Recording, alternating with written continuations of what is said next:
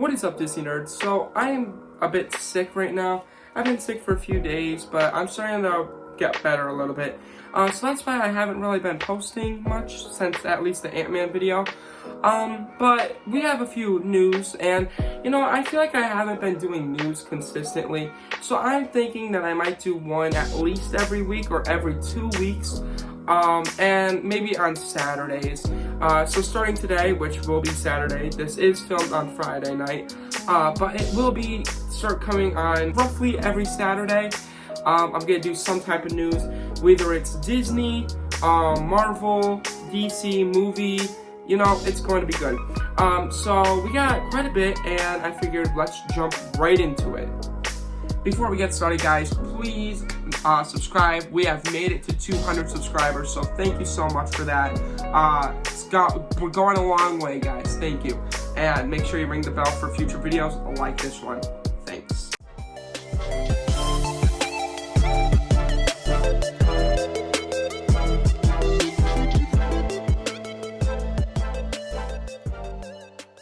We started getting some cool news really today, I believe, about Phineas and Ferb is coming back. We're doing more Phineas and Ferb! We are back, baby! You can't keep a good platypus down, is what I'm saying. Which Phineas and Ferb for me was always one of my favorite TV shows growing up as a kid. I would watch it, and Dan Provenmeyer is one of my favorite, probably TikTokers.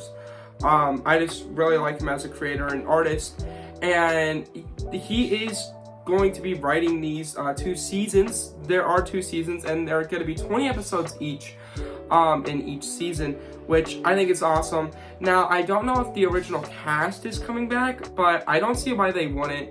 Obviously, Dan Provenmeyer is probably going to be playing Dr. Doofenshmirtz, which that is my favorite character, and of course Phineas and Ferb. I'm very excited for this show to be returning. Hopefully all the original cast comes back to be playing Phineas and Ferb, but I know I'll be watching it as soon as it drops on Disney+.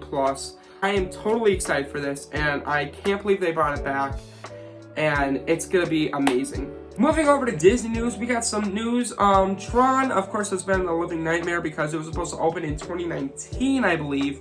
And then COVID happened. Obviously, events changed with COVID. And we finally now have an opening date of Tron. And obviously, we've seen updates, and it's got a long way. But we now know that Tron will be opening in April 4th, 2023. Few months away. I'm so excited because this means I get to ride Tron when I go to Disney World in August. So I won't be able to see Tron when it first opens, but I'll be able to ride it this year, and I'm glad because I was scared that I wasn't going to be able to ride it this year. I didn't know if Tron was going to be opening till fall of this year. I don't know because, you know, Tron has been delayed many times. But I'm so glad that this ride's opening. Because now that means that I get to ride Tron and Guardians of the Galaxy and Ratatouille for the first time when I go to Disney World this summer. So I'm all for it. I'm excited. Obviously, I don't know if this means that there's going to be like the boarding pass. I don't know. Like, I'm sure it will have the boarding pass system, like how Rise of Resistance had, and Guardians of the Galaxy. I don't think Rise of Resistance has it anymore. I have not been to Disney World since 2021, y'all. But I'm sure Tron has a boarding pass system because it's gonna have long lines. I know though, if it doesn't have a boarding pass system, I'm going to Tron first, right away, or dead last. But I'm also going to the Halloween party, so Mickey's Not So Scary.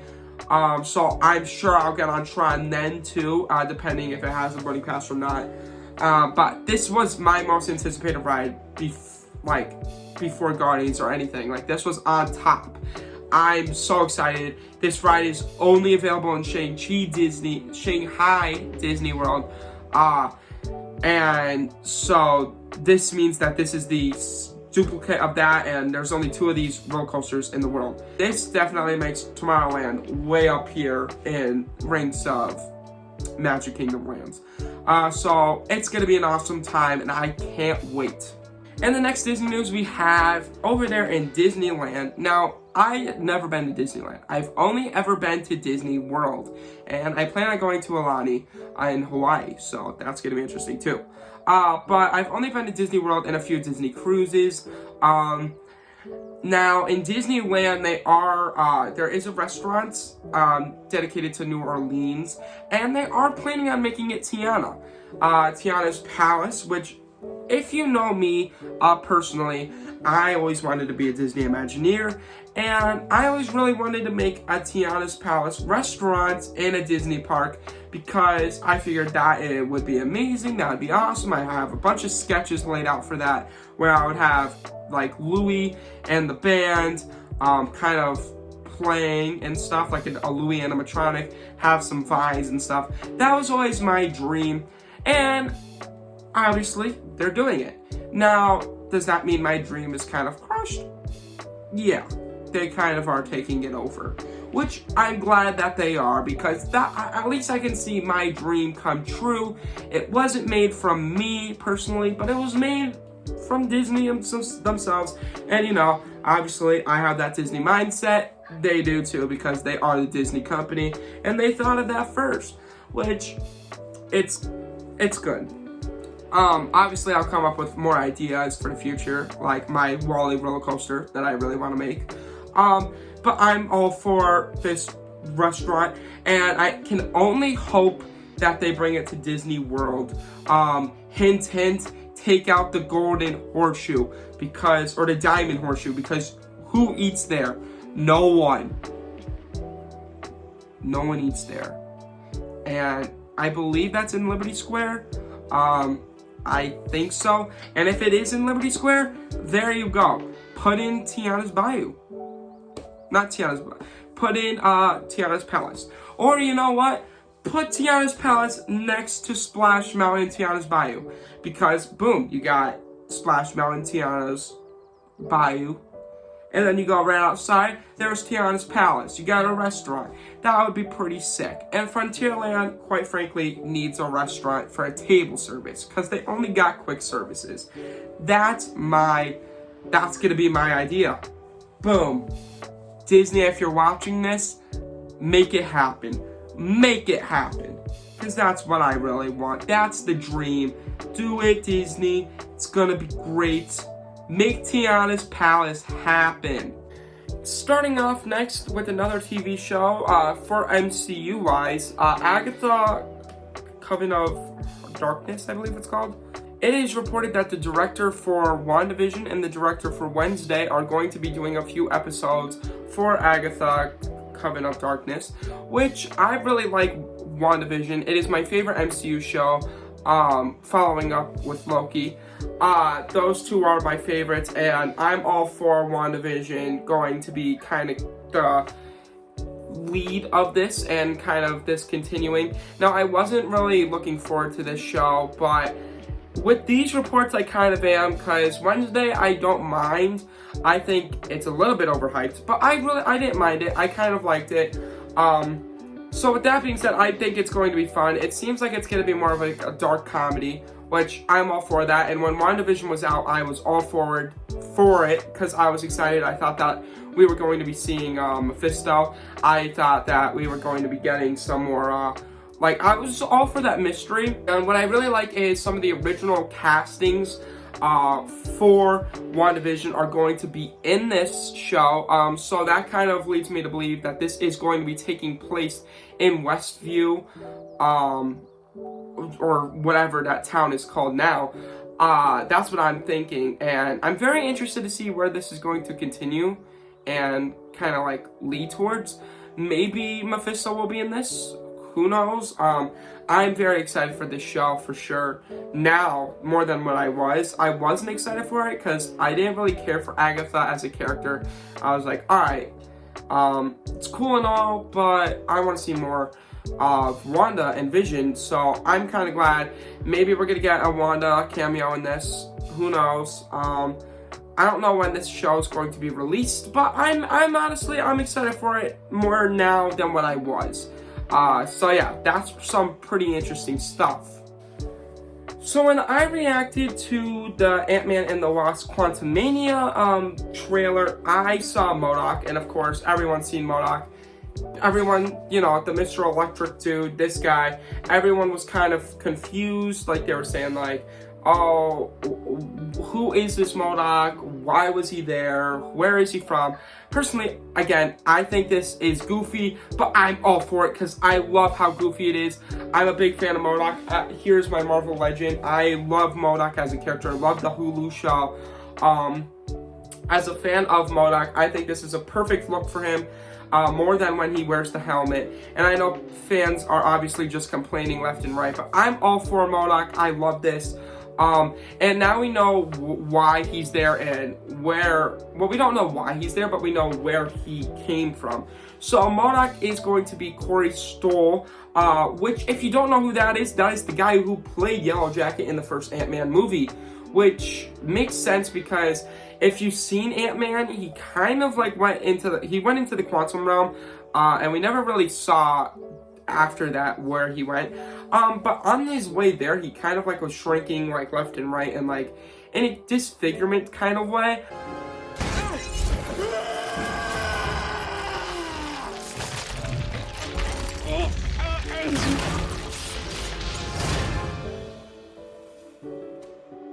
This is like what the lead up of that disfigurement motion looks like. And of course, I'm very excited to see Corey Stoll again as MODOK. Now, I just hope he's kind of more funnier than Yellow Jacket, because Yellow Jacket was more of like a serious character. In my opinion, a lame character. I was not a big fan of Yellow Jacket. But I hope MODOK, they give justice, because I really like MODOK. And I hope they kind of just don't kill him off right away. Like, I want MODOK to be still a character. I want to see him do AIM, which is a big thing, which I believe they kind of done in Iron Man 3 already. So I don't really know how that's going to continue. But MODOK is kind of an Avengers level threat, at least in the video games. I don't think he's going to be an Avengers level threat in this movie, or in the Avengers MCU sequels thing, you know, yada yada. Especially with Secret Wars coming out. I just don't know, really. So, MODOK is going to be an interesting character to see in this. But at least we know his backstory and where he came from, which I'm kind of excited for, that he's back. It's going to be interesting. It's going to be cool. Hopefully they kind of tie it in. And I like how Ant-Man Yellow Jacket is going to be MODOK. You know, they don't really do that in the comics, but I'm kind of glad you got two characters. Instead of introducing a new character, you kind of brought Yellow Jacket to MODOK, which is pretty interesting. And I think it's a clever way that they did it. And I'm all for it. I think it's brilliant. It's great. So yeah, that's really interesting. Now going into DC news, because of course, every day there is DC news, and you just can't end the DC news. And you know what? I'm glad that there's DC news, because every single day there's DC news. I get excited. I scream hallelujah, because it's interesting. Some of it's good news, some of it's bad news. This is just alright news, like both of the DC news that we have today. Now there were reports of Jacob Elordi playing Superman, which I never heard of. But actually, when I was thinking of recasting Superman, who I wanted to be recasted, this is one of the options that I thought of, especially since James Gunn said that he wanted a younger Superman. This is one of the options that I thought of, which I did not think that people would think of him, and actually people did. So James Gunn tweeted about these reports, and he clearly said, no, this is not happening. No, casting has not even begun, because casting is only done when the script is done, or when script is close to being finished, and script is apparently not close, not even nowhere near close to being finished. So that means there's no casting, and Jacob Elordi is not going to be playing Superman. Well, not that we know of yet. He could be, we don't know yet, but it's not official. And he also shared this long report basically explaining all that. And then he shared a mermaid emoji, which was a big thing in Peacemaker. So clearly that means Peacemaker Season 2 is coming, which I'm glad. I really love Peacemaker. One of my favorite superhero shows of all time.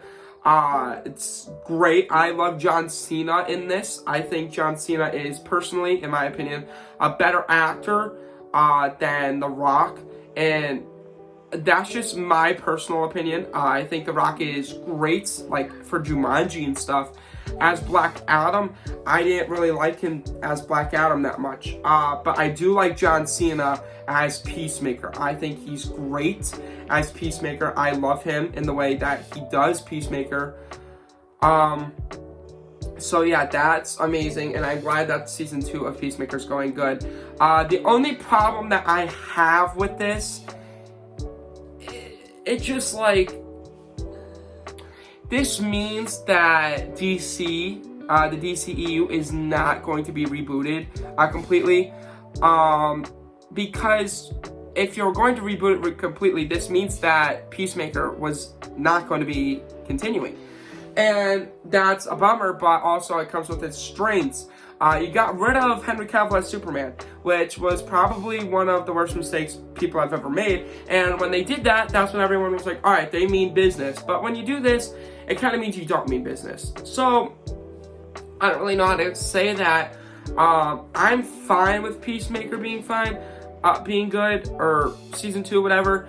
But if you do it in a good way, like, if you do it kind of like how Marvel's doing with Deadpool, where you have them kind of jump into our universe or something like that, I'm all for it. Like, if they have, like, an event like the multiverse or whatever, like how they're doing in The Flash, and then have, like, Peacemaker jump into our world, have, Waller, or whatever her name is, Amanda Waller, jump into that world, have Wonder Woman, have not Aquaman, but, you know, like, have, like, this new world set up, and then have, like, a few characters tossed in there that get transported in there. Not just all of a sudden they're there. Like, get transported in there, I'm fine with that, because that, I feel like, is smart. And then you have, like, a world where there's, like, a new Batman, a new Superman, Lobo, Jason Momoa, and you have, like, a few new characters. Maybe Amanda Waller's still there. Maybe even pull Harley Quinn, Margot Robbie, because she's obviously a great actress and makes some money for DC. You know, put those characters in there, and then have that universe, and then kind of say, screw the DCU, we're going with the DCU now, and then have a few characters from there. I think that could work. Like, soft reboots do not work. In my opinion, soft reboots are the worst way to go. It's either full reboot or no reboot. That's just my opinion. I think it needs to be a full reboot. Now, I would love a Peacemaker Season 2. And if you did a Peacemaker Season 2 and just did Peacemaker by itself with the reboot, possibly, maybe, I can see that. Like, if you just did Peacemaker alone in the DCEU universe, and then the DCU universe as a thing, have Peacemaker not go into this universe, stay in this one, continue the Peacemaker franchise with nothing else, and then do this thing, I'm fine with that. I think that's a bit selfish of James Gunn to continue only that project and not Man of Steel. But I think Peacemaker's the way to go. I love Peacemaker. I love the Suicide Squad. I think that's great. But obviously, James Gunn is a brilliant man. He's going to fix all this. So, what do you guys think on this? Now, there's also some news with the Batman. James Gunn and Matt Reeves are having, like, a meeting. Something about the Batman universe, where it's going to be taking off. And they're planning on having a meeting. Of course, this is probably going to be good news.